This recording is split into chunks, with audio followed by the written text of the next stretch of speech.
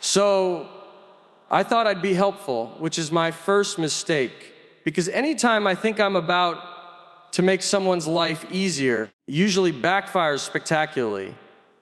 My wife was in the kitchen, moving around like she had a symphony of tasks perfectly choreographed. And I'm just standing there holding a dish towel like it's a magic wand that might summon either calm or catastrophe. She glanced at me and said, "Can you help?"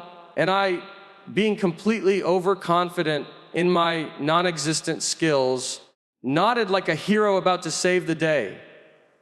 I picked up a cutting board first, thinking, this is safe. I can do this without destroying the universe. Except as soon as I set it down, a rogue carrot slid off the counter, hit the floor, bounced in a way that made me question gravity. I tried to chop an onion, which is a basic life skill for everyone else apparently, but somehow the onion moved faster than I expected, and I nicked the corner of my finger. Smart, which is one of those injuries that isn't bad enough to stop, but bad enough to make you question your intelligence. I glanced at her, expecting at least a sympathetic glance, and she's just calmly stirring the sauce, humming like nothing's happening, which is somehow worse than yelling because it feels like silent judgment from a very patient jury. Then I moved to the pasta. Boiling water and noodles is impossible to mess up, right? Wrong. I poured it in, the water bubbled over, splashed onto the stove, which caused a ripple effect that sent droplets everywhere. Suddenly, I'm sliding noodles around like I'm in some low-budget action scene.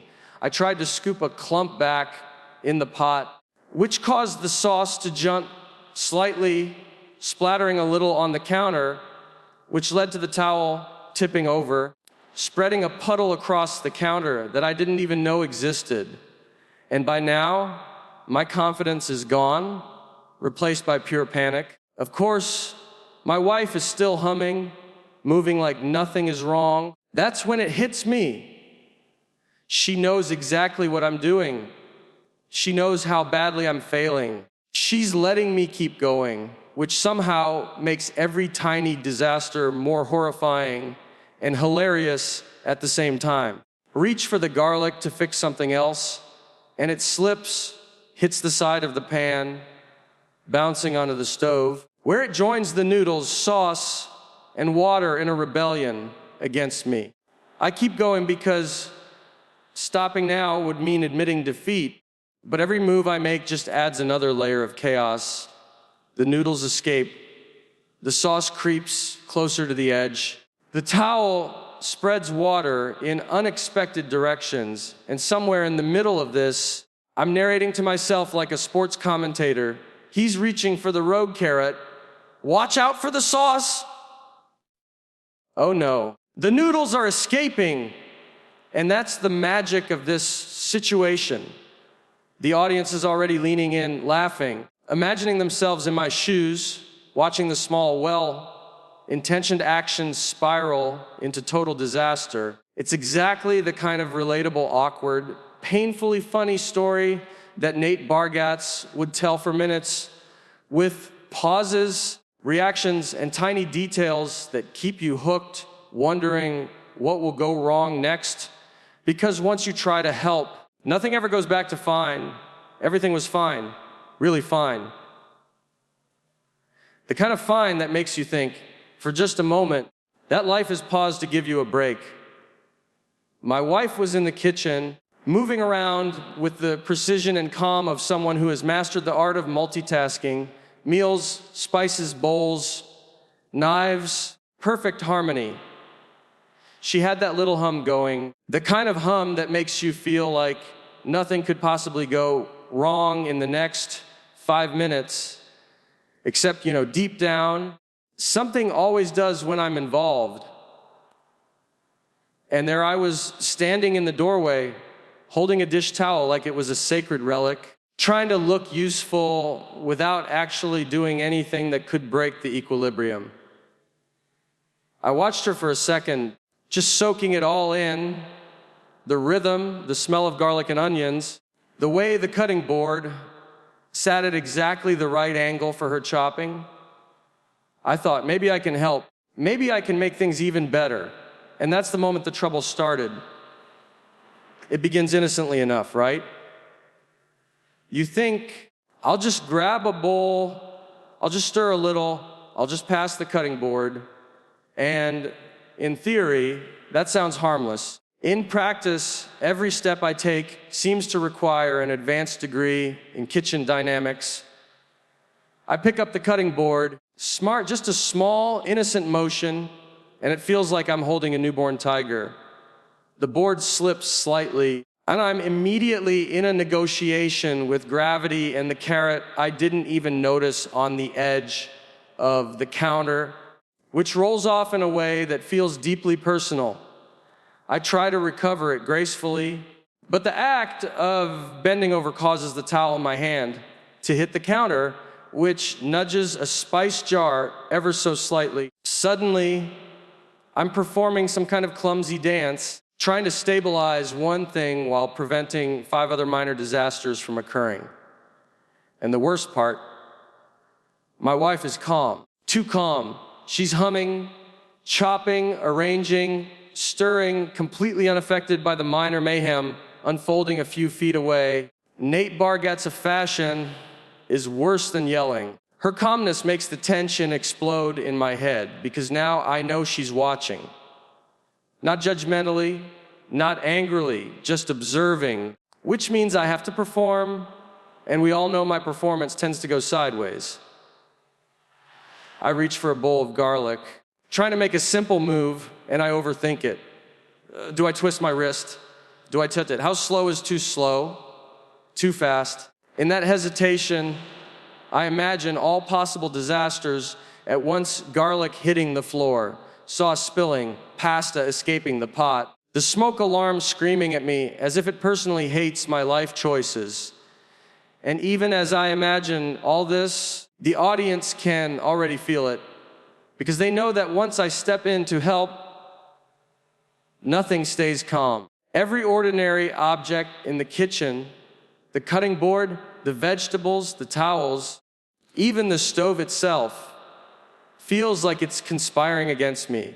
And that's the beauty of this moment, the calm before the chaos, the innocent thought of being helpful, which becomes the perfect hook, keeping viewers leaning forward, anticipating exactly how badly things will spiral, because they know, as I should, that fine is never fine when I'm involved. So then I decided to help, which, if you've ever paid attention to my life, is usually where things go sideways. But in the moment, it seemed like a brilliant idea. I thought, how hard can it be? I'll just do a little, everything will go smoothly, maybe even earn a nod of approval. That's the thing about confidence in Nate Bargatze style humor.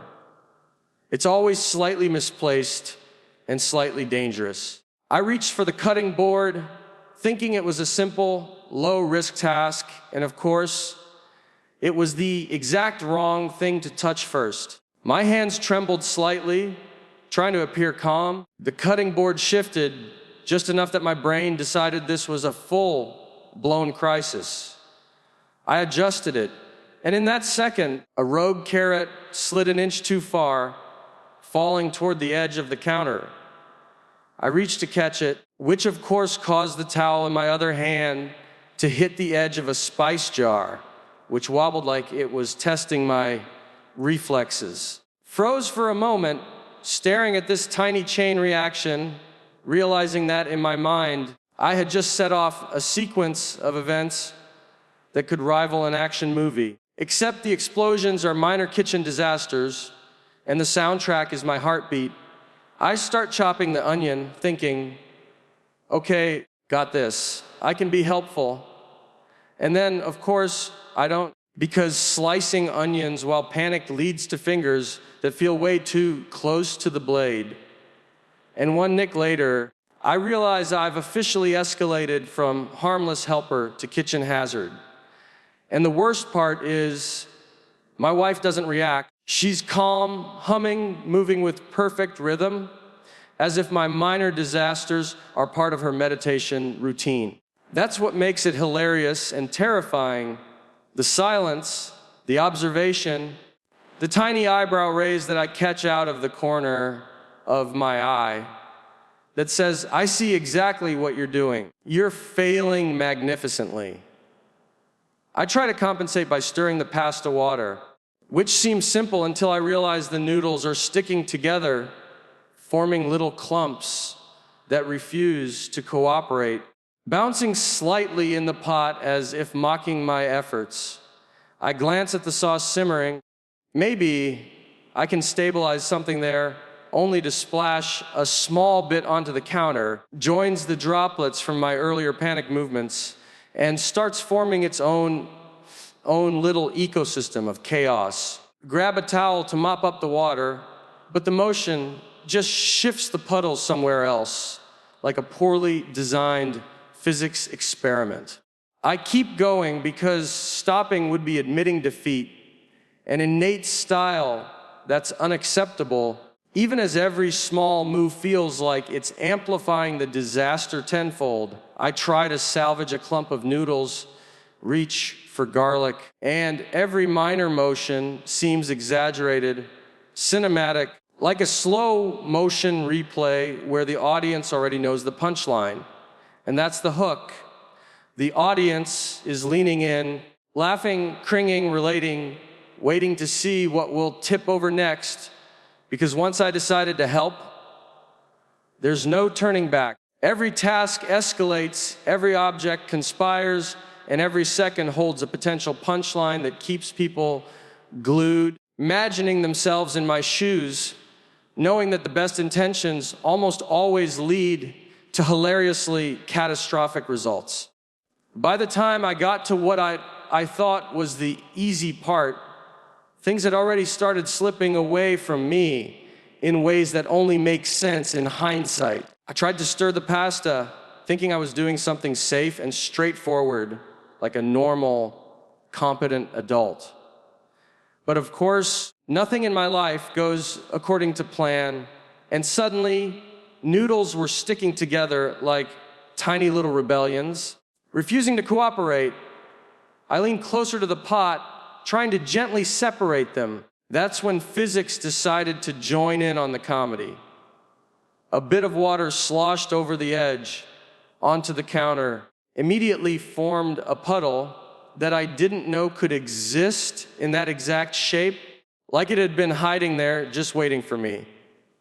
I grabbed a towel to clean it up, which should have solved the problem, except as soon as I moved, it shifted the puddle slightly, creating a new hazard, which made me realize that cleaning while panicking is somehow harder than the original task. And then there was the garlic, which I picked at odd flavor, thinking, okay, at least this I can manage. Except it slipped from my fingers, bounced off the counter, landed in the sink in a way that felt like it had been specifically choreographed for maximum humiliation.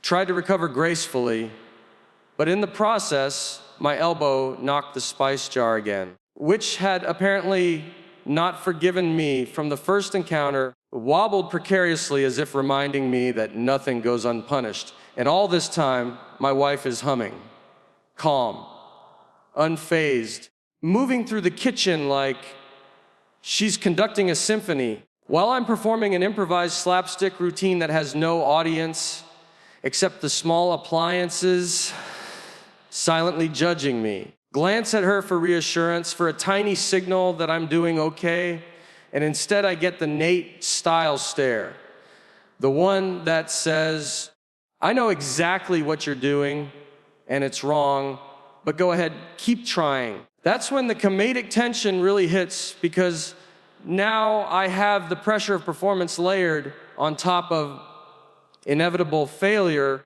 My brain starts imagining all the worst case scenarios at once: sauce jumping, noodles escaping, a towel catching fire for reasons that make no sense.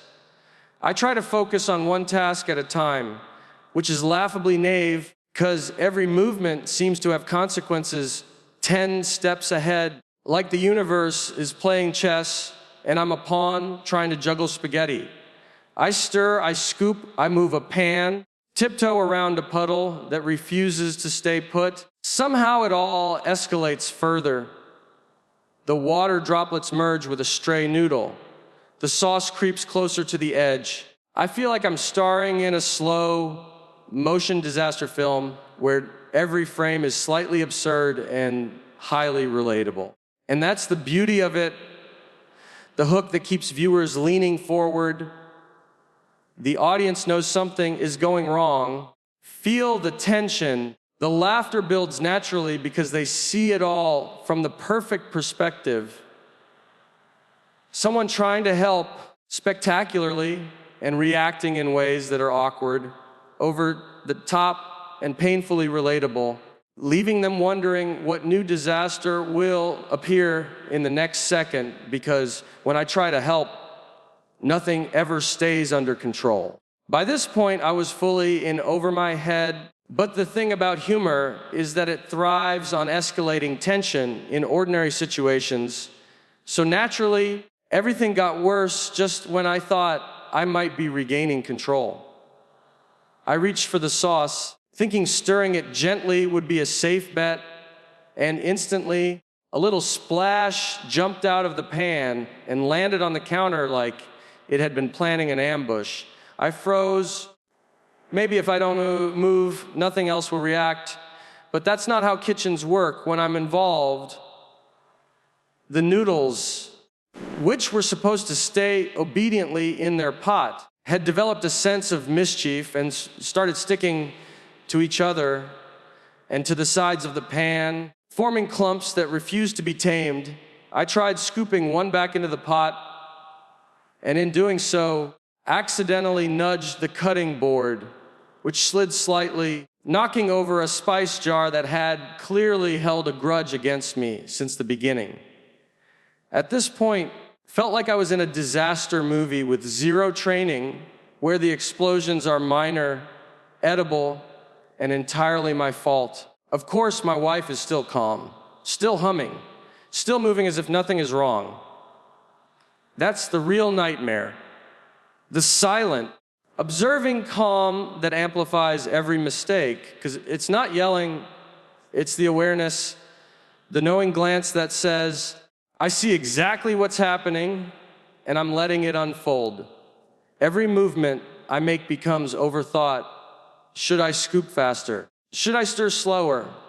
Do I even have the right hand position for this? Or am I inviting further chaos? Grab a towel to try to mop the water pooling around the stove, and instead of solving anything, it spreads the puddle into new, unpredictable shapes, like I've just unleashed a sentient water creature that refuses to be contained.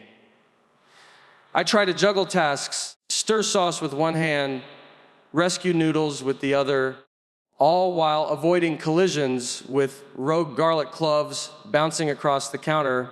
And it's a performance I wouldn't even attempt if anyone were judging me in a normal context. Nate Bargatze fashion, the humor is amplified by the fact that the audience can see it all, can imagine themselves in my shoes, is already anticipating the next inevitable disaster.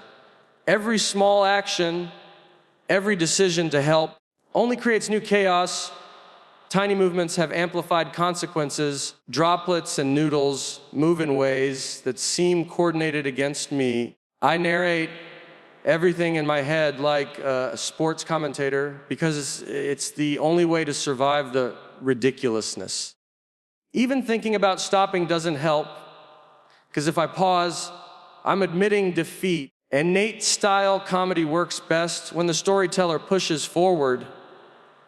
Despite the obvious impending disaster, describing every detail of panic, hesitation, and minor chaos in a tone that makes it funny, relatable, and painfully believable. As I reach for the garlic, again, trying to regain control of just one aspect of this kitchen disaster, the audience is already leaning in, laughing, cringing, and wondering exactly which small, well-intentioned move will spiral into catastrophe next. Because once I decide to help, there's no reversing the chain reaction, only navigating it awkwardly while trying to survive the comedy of errors I've created. At this stage, I had fully committed to the idea that helping was a good plan, which, in hindsight, is the kind of overconfidence that Nate Bargatze loves to mine for comedy because it always backfires in the most relatable ways. I reached for a spoon to stir the sauce, thinking if I just gently mix everything, maybe I can regain control of the situation. Of course, nothing goes as intended. The sauce seemed to have its own agenda, jumping slightly over the edge of the pan, forming tiny red droplets on the counter like miniature warning signs that I was officially outmatched. Tried to scoop a rogue noodle, thinking I could at least control that aspect of the disaster, only to have my hand knock over the garlic bowl, sending cloves bouncing like small, round missiles, some landing in the water puddle I had been unsuccessfully trying to manage, others ricocheting off the counter and into entirely new zones of chaos. I leaned closer to fix things, and in that awkward, tentative motion, my elbow nudged a measuring cup which tipped and spilled a tiny river of liquid that I had to chase across the counter with the towel, work that I had started with. Meanwhile, my wife remained in full calm mode, humming, chopping, arranging ingredients with surgical precision, completely unfazed by the escalating chaos, which somehow made the situation 10 times worse because her calmness functioned as a silent amplifier of judgment. Every move I made felt like it had cinematic consequences: stir too hard, and the sauce splashes, scoop too fast, and noodles fly, touch the towel, and the water puddle spreads unpredictably like it's mocking me. I realized, in true Nate fashion, the humor of the moment comes from observing ordinary tasks turn extraordinary because of my complete inability to navigate them. I reached for the garlic again, this time deliberately slower, trying to minimize mistakes. Even that backfired slightly when a clove rolled under the stove and I had to contort myself to retrieve it without toppling anything else. I was simultaneously panicking, overthinking, narrating each minor disaster in my head, imagining the audience laughing at every exaggerated misstep. Turn made me more panicked and created more chaos. A perfect feedback loop for comedy. The noodles in the pot refused to cooperate, some clumping together, some sticking to the pan, some escaping altogether. Every attempt to correct them resulted in new problems, like sauce splashing or water sloshing. And while all this unfolds, I keep glancing at my wife, who is still humming, still calm, completely aware of my failures, yet giving me no hints of intervention, which makes each disaster feel like a moment of tension stretched out for comedic effect. The audience can feel it too. They're anticipating the next domino to fall, the next minor catastrophe to escalate. Because once I decided to help, there was no turning back. Every action, no matter how careful, only adds fuel to the fire. Each misstep is another hook that keeps viewers laughing, leaning forward, unable to swipe away because they know it's only going to get funnier and more chaotic in the next second. They're smart. By the time I reached what I thought was the final stage of helping, cleaning up, putting everything back, trying to restore order, I realized I was no longer in control of anything, which, if you've watched Nate Bargatze, is exactly where the comedy lives. The moment you think you're done, the universe hits you with one last twist. Over the counter, towel in hand, ready to soak up the puddles and tidy the scattered noodles. And that's when the sauce decided it wasn't finished with me either, jumping slightly onto the counter like it was marking territory, and I froze unsure whether to laugh or panic or both. I tried to pick up a stray noodle, which rolled away as if mocking me, and in chasing it, nudged a jar of spices that wobbled threateningly, and I realized that nothing in this kitchen wanted to cooperate, which somehow made the entire situation funnier than any joke could.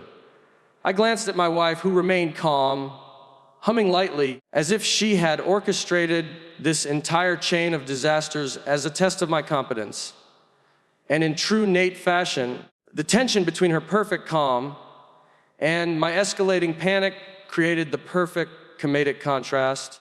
Tried to scoop some water with the towel, but instead of solving the problem, I spread it slightly farther, new puddles in areas I didn't know existed, like some secret, moisture-filled dimension that only revealed itself when I was desperate. I attempted to stabilize the pot of pasta, and they're smart, which required delicate coordination that I clearly did not possess. And in that moment, even the noodles seemed to have a mind of their own, clumping, slipping, and escaping like tiny, rebellious agents of chaos. There was the garlic, which I swear was conspiring against me, bouncing slightly, rolling, making me perform this awkward dance of desperation to catch it before it touched the floor. The measuring cup tipped again. Water escaped in slow motion. Every movement I made had the potential to create a new disaster. But stopping was not an option, because stopping meant admitting defeat. And in storytelling, failure is funnier when it's fully committed. I started narrating in my head, trying to turn every mistake into a tiny story. There goes the rogue noodle. Watch out for the sauce. Don't touch the garlic. Oh no, the water is spreading again, because humor is about perspective, and the audience is already leaning in, laughing, relating to every awkward misstep, imagining themselves trapped in the chaos with me. As I reach for one final adjustment, perhaps the pot lid, perhaps the last bit of sauce, perhaps just air, I realize that help isn't about solving the problem. It's about surviving it, and that's what keeps the audience hooked. Every movement holds suspense. Every minor disaster is another punchline. Viewers stay glued, waiting for the next inedible mishap, knowing that once I decided to help, there is no clean ending, only the continuous escalating comedy of errors that makes this story both painfully relatable and irresistibly funny and true. So in the end, I'm standing there, surrounded by noodles, clinging to the counter, sauce splattered in places that defy logic, water puddles in odd shapes, and my wife still humming like nothing happened, completely unbothered by the chaos I just created. It hits me that maybe helping isn't about fixing things, it's about surviving long enough to tell the story, laughing at yourself and realizing that some disasters are just too perfectly inevitable. Avoid. I thought I was making life easier, but apparently I was auditioning for a role in kitchen catastrophes. The addition, the audience, well, they're still laughing, probably imagining themselves in my exact position, knowing that sometimes trying to help is the funniest mistake you'll ever make.